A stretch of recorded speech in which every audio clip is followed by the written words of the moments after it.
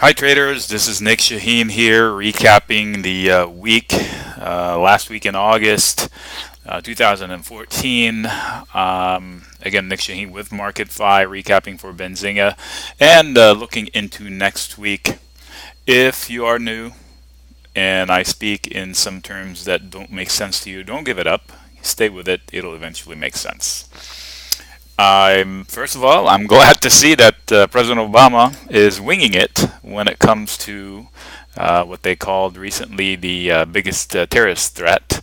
Of course, being sarcastic as to what Mr. Obama said this week. We have no strategy yet, and that's what he said. And I'm thinking to myself, uh-oh. But anyway, today they reacted to it. I raised my eyebrows on yesterday when he said it. But anyway, the morning started out. We had a little bit of everything today as far as capping the week. Overall, it was a good week for the Bulls, obviously. I think it was a good week for the Bears as well. It wasn't bad. We had the potential for it to be bad, but it didn't happen. We had some good news in the morning before the open, just after the open, and then the market reacted badly.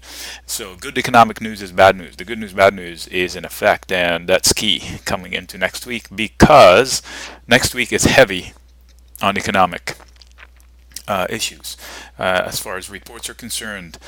We have, the biggest one I'm going to look at is towards the end of the week, is the unemployment. What if we get a 5 handle in the unemployment? I think that's going to freak out some people. But anyway, next week also we have another major big guy, which is the ECB. Draghi has a whip tongue, and on the 4th, he's going to have to put it to use and either come up with something or the market's going to have a tizzy. Now, the second hurdle is even if he comes up with something, it needs to get support from everybody involved, meaning the big guys, Germany, girls in that case, Germany and France, and everybody needs to be on board, unlike the United States, where it's unanimous if Bernanke or Yellen now wanted to put something into effect, they can pretty much get it done. We also have the Beige Book. So the week will start with the Beige Book, I believe, as far as biggest ones are on my radar, and that's on the 3rd. And then we have the ADP on the 4th, which we're starting to pay attention more to it because it seems like it's getting more in line with what we're getting from the real government number later in the week. And also on the 4th, we have the ECB. Make sure to make account for the time difference. So levels this week they worked out perfectly.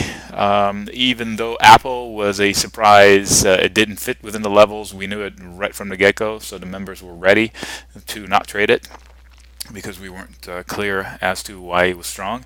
And same with the Qs, the QQQ also. So all the other levels held within a dollar or two. So we, if somebody traded the levels we shared with the members, they worked out okay.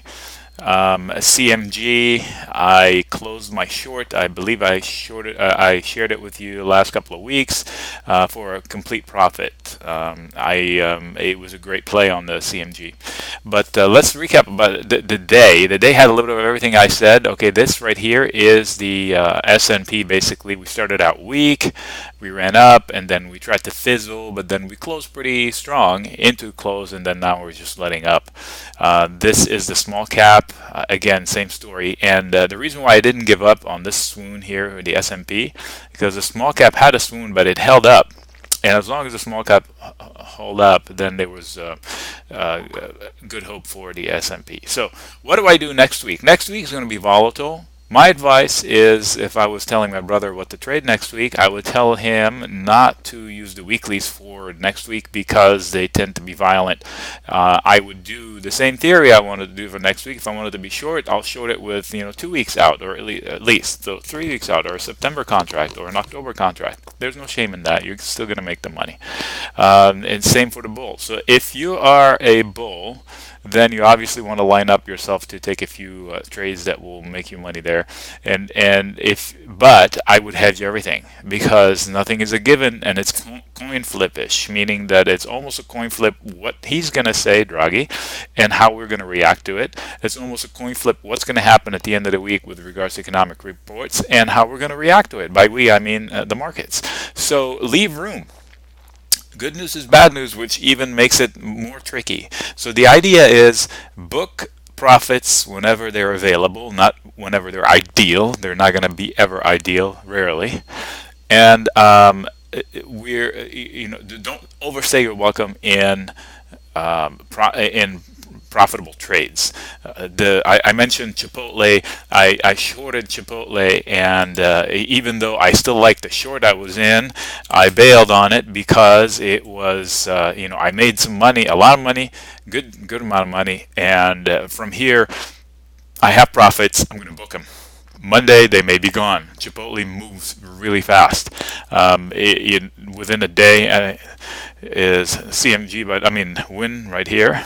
It was also a good short on my part. Hopefully, I know a lot of you followed. I got some kudos online for that. So this is Chipotle. Look at that. Down, up, down. I mean, this is $6 swing in one day for no real reason. So I felt like it's a gamble, and I wanted to pocket the money. Period. Plus, I'm still short some other stuff, and I hedged some of my shorts with next week's numbers. So I'm playing both sides of the fence. I'm neither a bull nor a bear. I want to trade the ranges. The ranges are working out for us in the member area, so I'm sticking with that. And we're going to continue to play the ranges until one of them breaks, by meaning the upper range or the lower range breaks. So, again, this is Nick Shaheen. I don't want to take much of your time. Come join us again next week. Meanwhile, if you have any questions, you can message me through the message system, and I'll be more than glad to answer. Or reach out to me in the Twitter sphere. I also answer everybody there. Everybody who's nice.